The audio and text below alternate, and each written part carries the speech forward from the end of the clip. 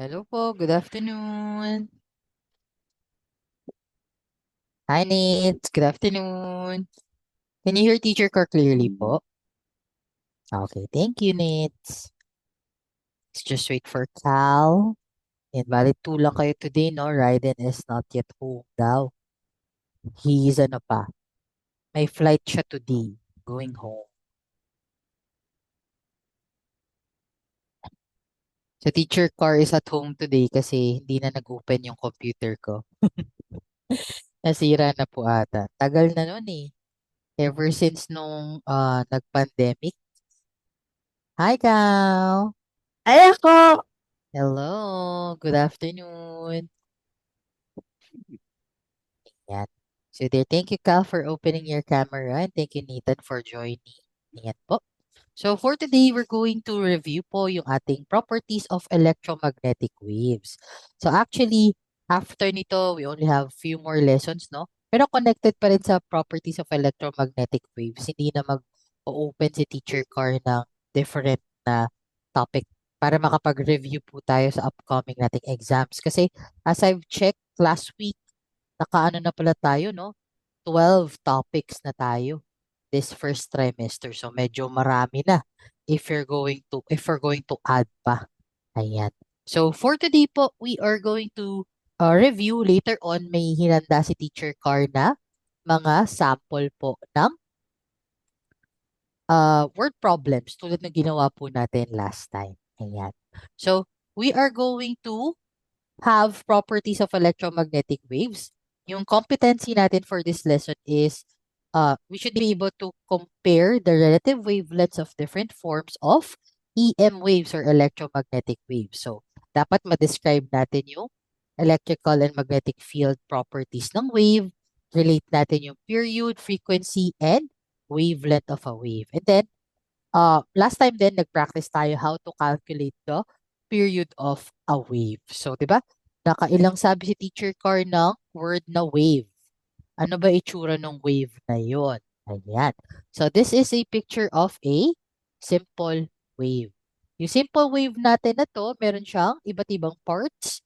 We have the crest, trough, amplitude, wavelength, at yung equilibrium or yung rest position niya po. So, pag sinabi nating wave, this is a disturbance in space and time that repeatedly and progressively propagates from one point to another. So, sabi nga natin last time na ang wave po ay isa po siyang form of disturbance in space and time. And it could be traveling from one point to another. And pwede din po siyang pabalik-balik. Ayan. So, pwede din natin i-classify ang wave according to the direction kung saan po siya mag-propagate or kung saan po siya papunta. Ayan.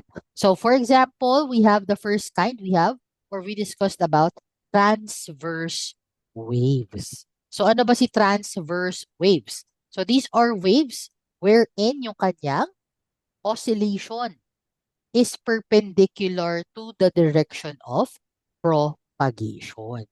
Tapos, meron naman tayo si longitudinal waves.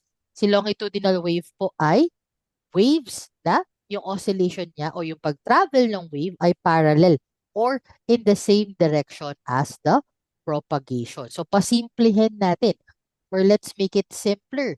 Pag transverse wave, remember, the movement ng wave ay up and down. The movement para gawin yung wave ay up and down. But the wave itself goes sideways. Across or sideways. So para pag shake natin yung rope or isang tali, i-shake natin siya up and down. Pero yung wave niya, it moves from left to right or it moves forward sideways. Ayan. So, longitudinal waves naman po, the movement goes back and forth in the same direction. So, for example, we push and pull a string, or spring, rather, spring. Yung coils niya po will move back and forth. So, the movement of the wave back and forth, wave direction niya rin, same. So, same ang direction po ng longitudinal wave. Si transverse, magkaiba, different. Okay? So, we have also different kinds of waves according to their nature of propagation. So, EM waves or electromagnetic waves are waves that do not need a medium to propagate. Whereas mechanical waves naman po kailangan nila ng medium. So, kailangan po ng object for them to travel. Kailangan may dadaanan na sila. So, for example, sa mechanical wave, pwede pong solid yung dadaanan niya, liquid or gas. Pero si electromagnetic wave po, hindi niya kailangan yun. Even in a vacuum, yan, pwede po siyang dumaan. Ayan. So, a wave can be characterized based on its properties, yung amplitude, frequency, wavelength, and speed po. So, waves can be transverse or longitudinal, just like what we discussed earlier. Ayan. So, ano po ba yung mga properties ng wave natin? So, we have wavelength, frequency, amplitude, and period. So, si wavelength, distance between two identical points in a wave. So, lakihan natin konti. So, for example, from this crest to another, ito po yung wavelength nila. Trough A to trough B, ito din po yung wavelength nila. Okay? Then, for frequency, refers to the number of wavelengths per period naman po. Yan po si frequency. So, amplitude, this is the maximum displacement from the equilibrium position to, pwede pong sa, ito po, ayan. So, this is amplitude. So, this is equilibrium. So, let's say si wave umakit pang pa ganun. Yun yung amplitude po. From the maximum position up to the equilibrium. Ayan. Then, we have period. Period refers to the time it takes for a wave to complete one wave cycle. So, pwede din po natin yan i-measure or i-calculate po si period. Titingnan natin kung gaano po niya kabilis natapos yung one wave cycle. Ayan. So, now, focus tayo sa isang type of wave which is electromagnetic wave. Si electromagnetic wave, marami po siyang types. No? Nasa isang spectrum siya. Ito po si electromagnetic spectrum. So, si electromagnetic spectrum, as you can see, nagsa-start po siya sa may mga longer wavelengths which is si radio waves. Tapos hanggang sa pinakamaikli niya which is si gamma rays. So, electromagnetic waves, they are or this is a transverse wave na meron po siyang part electrical and magnetic field component. So let's discuss the types of electromagnetic waves. Sabi ko nga kanina, yung may longest wavelength at lowest frequency, siya po ay si radio waves. So, mahaba yung wavelength niya, pero mababa ang kanyang frequency. So, ang kanyang wavelength po ay 1 meter and ang frequency naman niya po ay below 3.0 times 10 raised to 8.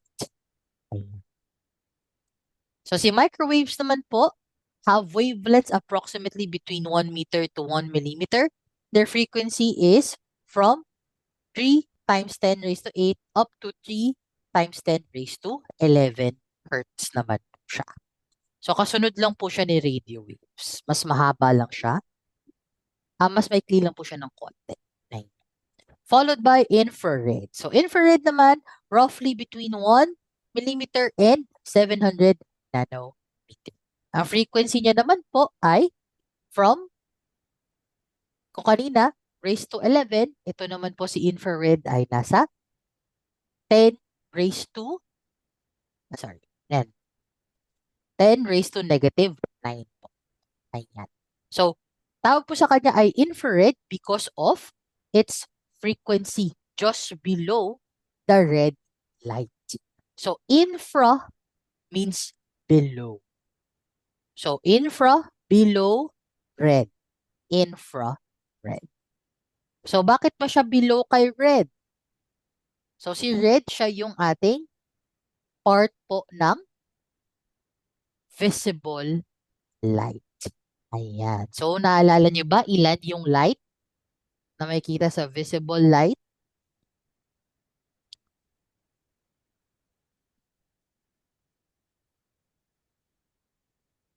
We have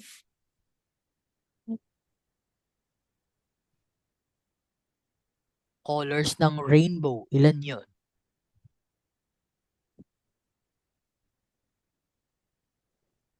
7. 7. No? So, sabi natin, colors of the rainbow are, mas maalala nyo sila using Roy G. Biv. Diba? R is red, O is orange, Y is yellow, G is green, B is blue, I is indigo, and then we have violet. So, si visible light po, nag-range siya from 700 nanometers to 400 nanometers. Ayan. So, si visible light, syempre pag nakita natin siya, white light lang siya. Pero pag dumaan po siya sa prism, makikita nyo na magdi-disperse yung different Yes. lights na yan. Diba? Napag-aralan din natin yan noong inyong previous science. Ayan. So, I think it is, ano no, parang grade 8, 7 ba or 8 8. natin ayan, grade 8 natin na pag-aralan, no? Ayan. So, next po, ayan, sa visible light naman, ang may longest wavelength, nasa 700, ay si red. Yung shortest wavelength and highest frequency naman niya ay si violet. Kaya po, pinakamadaling nakikitang color ay ang color red. Even sa dogs, no? Red is the easiest color for them to see. Kasi ang mga dogs daw are color blind. Pero pag red, mabilis Opo. makita. Ayan. Kaya tuwan-tuwa ang dogs pag yung mga ball nila ay red o kaya yung mga gamit nila ay color red. Kasi nakikita nila na ibang color yun. Okay? So yan po.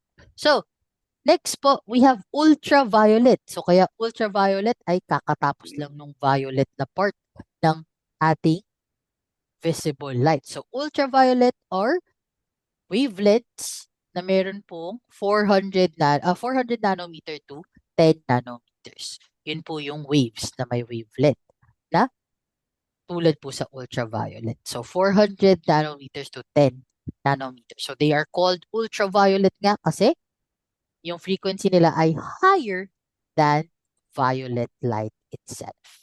Ultra means going higher or going beyond po. So after that, we have X-rays. So X-rays naman po ay we have wavelength na 10 nanometers up to 100 picometers or PM. Ayan. Then gamma rays naman po are those with a wavelength of less than 100 picometers. So after ni nano, picometer na yun. So sobrang liit na po. Ayan.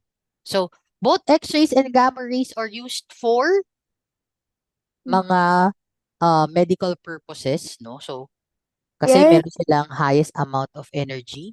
Yung X-ray din, ano pa yung use niya? Actually, yung next topic natin. Yan yung di-discuss natin, no? Pwede siya sa bone tissue, sabi dito. Gamma rays naman, ginagamit siya for cancer patient. Cancer. Yes, correct, no? So, for you to remember these electromagnetic spectrum, so pwede nyo din po tandaan. Ayan, isa-send ko po sa Zoom chat natin. So, we have raging Martians invaded Venus using X-ray guns. So you have R for radio waves, M for Martians, I for infrared, V for visible light, U is for ultraviolet, and X-ray, then G is for gamma rays. So para lang maalala niyo yung pagkakasunod-sunod ng EM waves natin. Raging Martians invaded Venus using X-ray guns. Ayan. So there. So now, let's move forward. Yan, si James Maxwell. Diniscuss din natin last time. Kasi he was able to calculate the speed of EM waves to be at 3.0 times 10 raised to 8 meters per second in an empty space. So ito po yung constant C natin. So electromagnetic waves, they travel slower pag denser yung materials. So light, syempre, is faster in air and in compare in water. But they travel fastest in vacuum. So electromagnetic waves, sabi nga natin, they are transverse waves made up of electrical and magnetic field components. So here, we also have, or we also discussed this long time ago, si waves period, pero let's just give it a quick rundown. So waves period or T refers to the time it takes for the wave to finish one complete wavelength. Si frequency naman po refers to the number of complete waves passing through a point in a unit of time. So ano yung relationship nila? F is equals to 1 over T. Ayan. So F or frequency is equals to 1 over the period. So wavelength naman refers to the distance of the wave covers or wave covers per cycle of propagation. So it can be visualized as one complete wave in a series of identical waves. So si speed naman po, this is distance divided by time. So since wavelength is distance or the length of one complete wave, no? And period is the time for one complete wavelength. So kung gagawin nating distance over time speed, so we have wavelength over period or lambda over t. Ganyan. Kasi sabi nga dito, si wavelength ay length in one complete wave or para siyang distance. Then si period naman, siya yung time for one complete wave to pass through a point. So ito po yung ating speed formula. Speed is equals to lambda over t. So, since frequency and period are reciprocal of each other, ayan, we have V is equals to lambda times F. Kasi si frequency, reciprocal siya ni time, 1 over t. Ayan. So, for the light traveling in vacuum, meron po siyang constant, si C. So, speed is constant. So, lambda over times F naman. Ayan. Okay, so last time, ito po yung trinay natin. Ayan, so I hope you remembered kung paano natin itatype sa ating mga calculators, no? Tulad ni Teacher Car, naka-charge ang aking phone ngayon. So I'm going to use Google Calculator. Ayan, so sabi natin dito, a light source produces yellow light, which is oscillating at 1.96 times 10 raised to 15. Ayan. Seconds per cycle. So what is the frequency of this light? So we are looking for frequency. What is frequency? Frequency ng ano? Ng light, yellow light. We're looking for the frequency of the yellow light. So, ano yung mga given? Oscillating at, we have yung T. So, it is 1.96 times 10 raised to negative 15 seconds. So, if we're looking for frequency, anong formula ni frequency? 1 over T. So, this should be 1 over 1.96 times 10 raised to negative 15 S. Ayan. So, ang final answer po natin dyan, ayan, we have 5.10 times 10 raised to, sorry, this should be 40. Ayan, kinorek natin yan last time. Okay? So, pag gumamit tayo ng calculator, kailangan may open and close parentheses. So, gawin ulit natin sa calculator ni Teacher Car. Balik po tayo. Sorry, ito naman yung screen na i-share ko. Ayan. So, 1 over or 1 divided by 1.96 times, edit palit lagyan ko.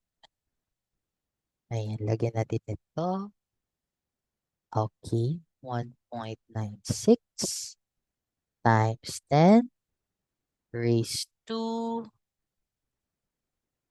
negative 15 close equals. Ayan. So, 5.10, kita natin. Then, times 10 raised to positive 40 plus 40. Okay? So, yun ba yung answer natin kanina? Balikan natin. Yes. Positive 40. Okay? So, yan. Isa yan sa mga inaral natin last time. Then we also have this one. A particular electromagnetic wave traveling in a vacuum is detected to have a frequency of 3 times 10 raised to 12 hertz. How much time will it take to complete one cycle of this wave? So, we are looking for, ano naman hinahanap natin dito? So, we are looking for how much time. Ayan. So, ano yung given natin? So, if T is missing, yan. Ang given natin, we have, sabi dito, frequency I, or yung F natin ay 3 times 10 raised to 12 hertz. Okay. So, ang working equation natin sa frequency earlier, pag frequency ang nawawala is 1 over T. So, if T yung missing ngayon, ano yung working equation natin? So, reciprocal lang naman po sila. 1 over F. Ayan. So, we have here, to look for T, we have 1 over or divided by 3 times 10 raised to 12 hertz. Kasi frequency yan. Pero yung time natin, ang answer po dapat natin ay in seconds po.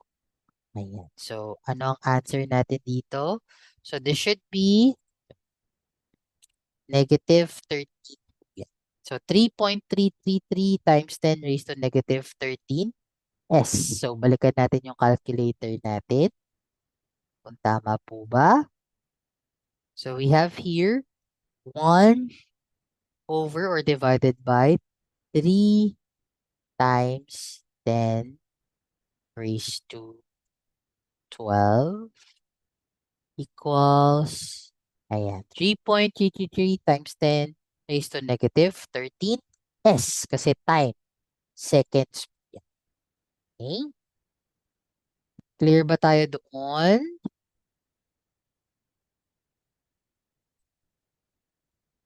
Okay, so kung clear, let's have an activity po. Ayan, meron po akong word problem dito. So, a light source produces green light. So, parang kanina lang, same problem. Pero instead of yellow light, green light na. So, a light source produces green light, which is oscillating at 1.84 times 10 raised to negative 13 seconds per cycle. What is the frequency of this light? So, we're looking for frequency. So, F is 1 over time. Ano yung time natin? 1.84 times 10 raised to negative 13 seconds per cycle. So, can you please compute for the frequency?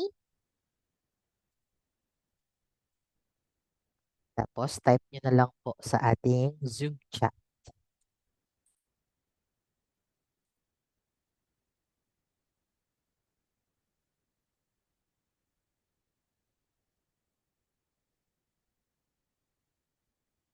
So, pag frequency po, hertz na yung ating answer.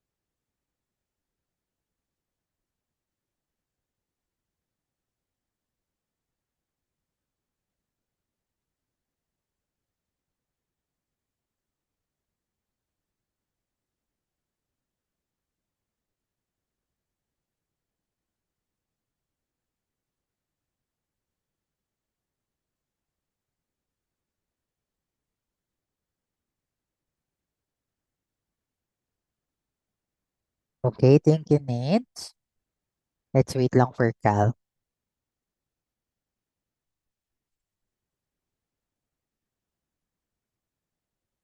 Ayan, may picture na din ng answer si Cal. Tingnan ko lang yung picture.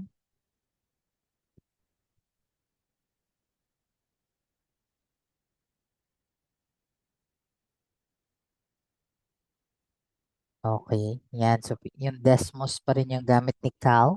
Yan kasi nga mas madali, no? So, let's try and check.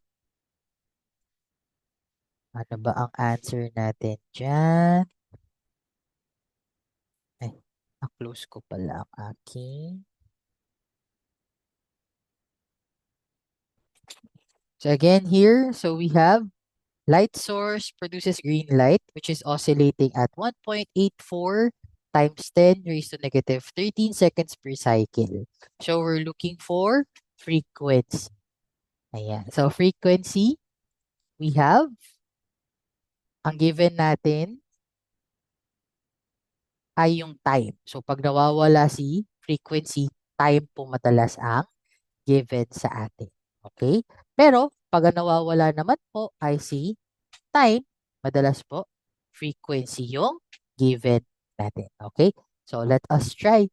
So, 1 divided by 1.84 times 10 raised to negative 13. Ang answer natin, ayan po. The correct answer is this one. Ay, sorry, natanggal ko.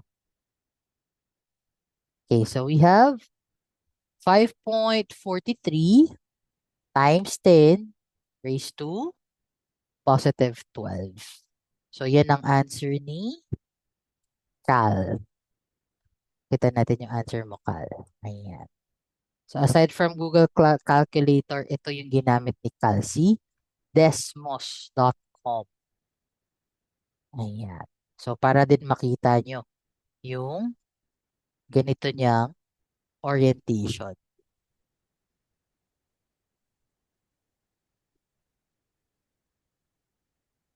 Baka nakalimutan mo, Nates, maglagay ng parentheses. Kailangan may parentheses doon. Balik ko dun sa ano ko ha, calculator ko kanina. Ayan. So, kailangan po may parentheses sa ayan, bago mo siya i-divide. Kasi, nagkakaroon po ng maling answer dun sa exponent. So, dapat 1 divided by open parentheses 1.84 times 10 raised to negative 13, then close parentheses para makuha natin yung correct answer ng exponent. Okay? There. Yan. So, good job, Cal. And nice try, Nathan. Okay, let's have another one po. Last naman na ito. Ayan. Ah, sorry. Balik ko dito. Okay. So, we have here a particular electromagnetic wave traveling in a vacuum is detected to have a frequency of 5 times 10 raised to 18 hertz. How much time will it take to complete one cycle of this wave? Ayan po. So, dito naman po ang nawawala ay time. So, sabi natin kanina pag nawala si time, ayan, frequency po yung given madalas. So, frequency is 1 over t. Okay? So, if time yung nawawala, sabi natin reciprocal lang naman sila, 1 over f. So, we have right here, 1 divided by or over 5 times 10 raised to 18 hertz. Ayan, huwag po natin kalimutan again yung ating open and close parentheses. So, go ahead. Let's find the answer po. So, pag time, ang ating answer ay dapat in seconds na po. Pag frequency, hertz.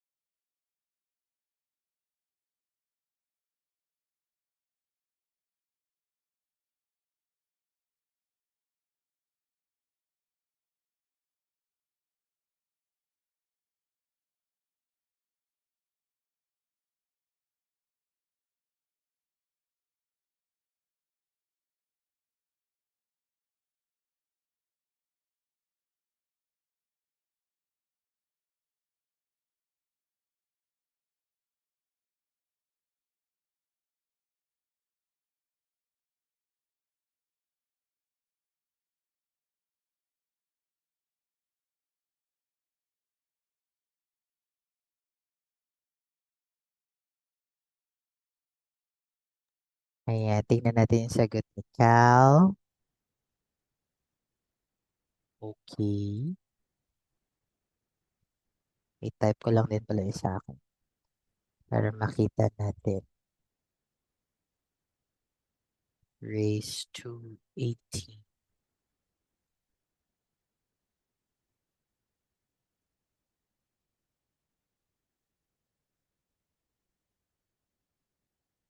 Ay, bakit times? 1 divided by 5 times 10 is 2. Ayan. Wait lang natin si Nate Scal.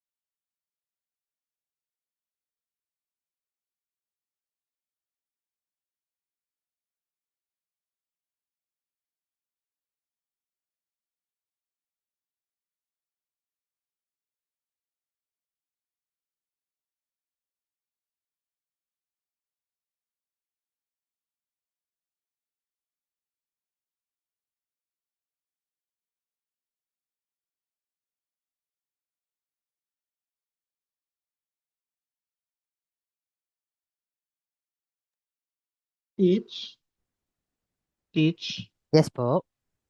Pagka nag-parenthesis, 1 divided by parenthesis, 5 times 10, Opo. tapos pinapress yung xn, di ba? Para umakyat Opo. dun sa exponent. Yes po. Di 18. Opo. Tapos dapat close parenthesis.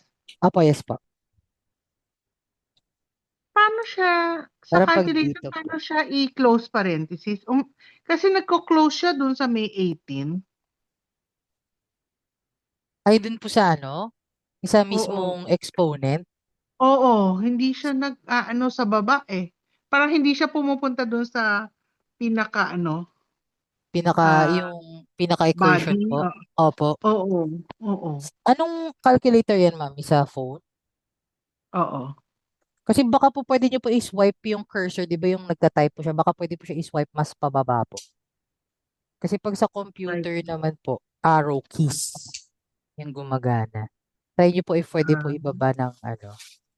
Or kung hindi naman po, parang iba ayaw po ba niya. yung Wait sagot, lang. mommy, pag nakaano na siya? Oh, Equals, kahit yun yung walang kanina close, pagka walang, oo, pag walang close, hindi eh, nag-error.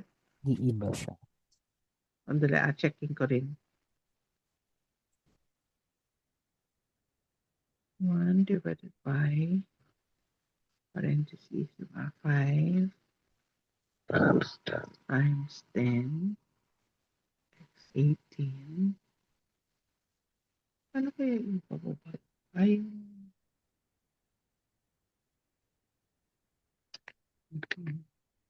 Bale, dapat po yung answer natin, ano, 2 times 10 raised to negative 19 po.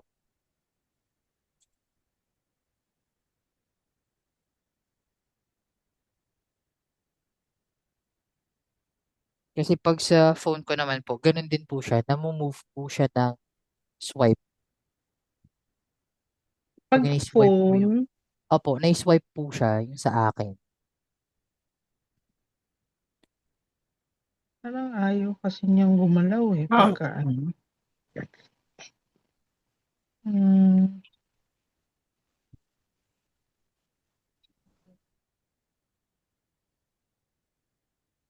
Walang arrow, okay. mommy, yung calculator nyo sa phone. Ah, arrow? Opo. Wala eh. Yung ginagamit ko kasi FSC na scientific calculus. Yung parang pi siya na ano. Yung app niya. Ah, wait, meron, may arrow, wait. Wait, there's more. Sabi mo arrow? Yes po. Baka po may ano lang po siya, up, down, or left, right na arrow.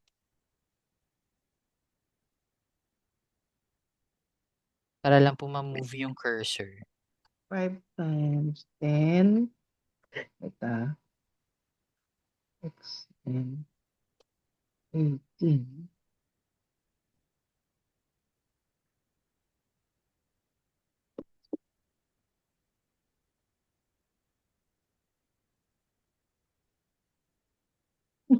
Ayos. Diba, let's just tingnan ko na lang. Ay, sige pa. Okay po. Pero yun po, ano, for the meantime, pwede naman po yung Google Calculator. At least po, mas mamamanipulate niyo po siya. Sa arrow keys lang naman ng keyboard. Hindi ko kasi sure Oo. sa ibang calculator app.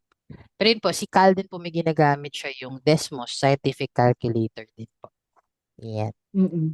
May May ito, arrow to, pero hindi ko lang. Pag-aralan ko, teach, opo, pag-aralan. opo. Kasi itong kay Cal din, meron din siyang arrows po dito left and right. So, namumove din po yung ano. Ayan. So, yun lang talaga Ah, yung isa sa mga skills para pare-para yung sagot natin. oo. Oo.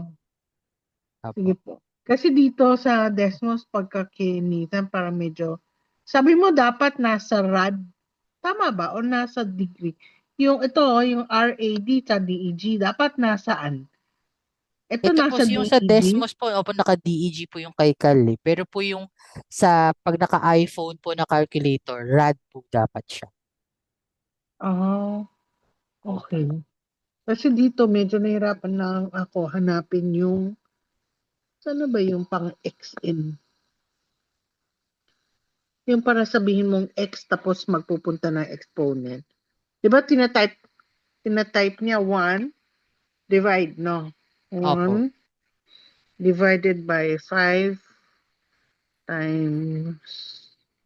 Para yung XN dito, teach, paano mo siya sasabihin yung X, yung 10 to the 18th? Pag dito po sa Desmos, Oo. Cal, sagutin mo ang tanong.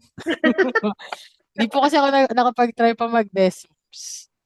Oo, tinignan ko kasi din, teach, nung sinasabi nga ni Kat. Hindi Opo. ko siya makita. Ano yung pipindutin, Cal, pag may exponent? Ito ba yung AB? Ah, yan. Ito nga po, mommy. AB siya, hindi siya Ah, X. AB. Hindi siya XY. Ah, AB. okay, Opo. Iba okay. lang po ng symbol kay Desmos. Okay, Ayan, sige. tama pala ako, Cal. Thank you, Cal. Thank you, thank you. Thank you sa pag-confirm. Ayan. So, yun po. Yun lang mahirap talaga. Iba-ibang calculator. Iba-iba yung symbol. Iba-iba yung po. Pero yun po. Ayan. Para na-figure out natin. Thank you, Sige. Cal. Thank you, Ayan. Tits. Thank you po. Ipag-aralan ko, Tits. Sige po, sige po. Ayan. So there. So yun po yung final answer natin. We have 2 times x raised to negative 19 po. Ayan. For that specific problem. So yan. So tomorrow po, pag po si Teacher Car ng inyong mga asynchronous, ang nilagay ko po doon ay word problems. Pero doon sa word problems, may mga prompts na po siya. You just have to fill in the blanks. So nakalagay na din doon kung ano yung mga i-identify natin. Ilalagay nyo na lang po yung values. So same thing naman po ng ginawa natin today. Pero this one kasi talagang tayo. Nilagay natin ano yung given, ano yung uh, kailangan natin hanapin. Doon po sa inyong asynchronous ay fill in the blanks na lang. Okay? So there. So, yan, practice na lang tayo, Nates and Mommy, no? Sa paggamit na calculator. Yan, Cal, thank you sa pag-share ng iyong calculator.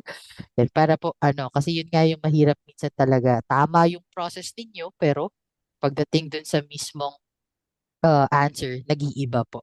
Pero yun, that's great. At least we were able to go over it together. Ayan. So there. So that is it for today. Grade 10. Thank you so much. Yan po.